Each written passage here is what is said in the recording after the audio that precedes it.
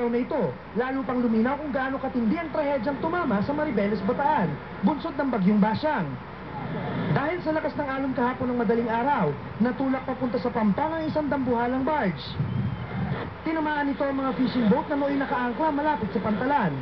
Mistulang inararo ng barge ang mga fishing boats na nooy may sakay ng mga mangingisda. May mga nakatalon at nakaligtas, pero marami sa kanila naipit at pumailalim sa barge na sumagasa sa kanilang mga bangka. Kanina sinimulan ng operasyon sa pagbaklas ng fishing boat Alicia, isa sa 10 bangka na tinamaan ng barge na Highline 28. Pasado alas 8 ng umaga, lumusong ang 4 na scuba divers ng PCG Special Operations Group. Kami ngayon, yung efforts namin, concentrate namin sa pagtanggal, removal of these large vessels dito sa shoreline ng Maribeles para talagang maigting nating ma-search, maigay yung lugar. We're trying to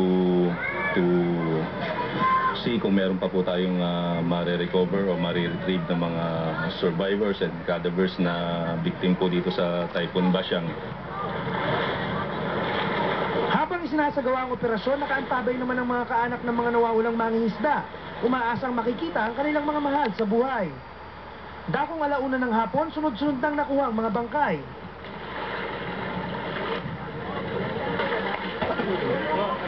Ayon sa mga kaanak, sumakay pa rin ang mga mangingisda sa kanilang mga bangka dahil di nila inakalang sobrang lalakas ang hangin at alon.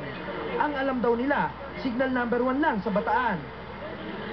Di na raw nila nabalitaan na itinaas ang signal number 2 sa lalawigan, Miyerkules ng gabi.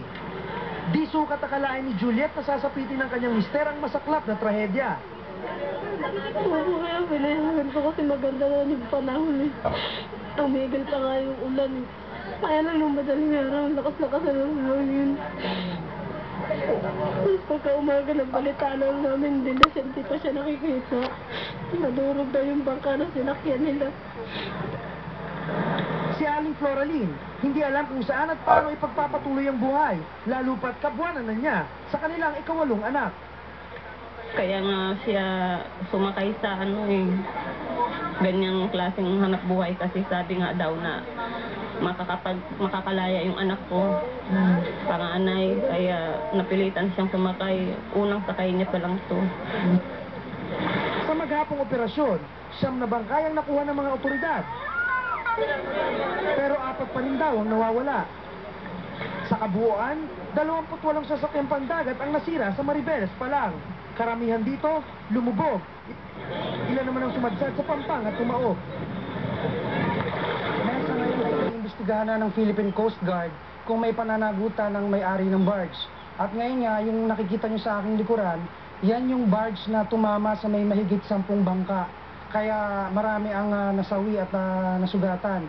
Bukas ay susubukan ng mga otoridad at ng ilang mga tao rito na paandarin itong barge para maalis na yung iba pang mga naipit dito sa kanya. Baba.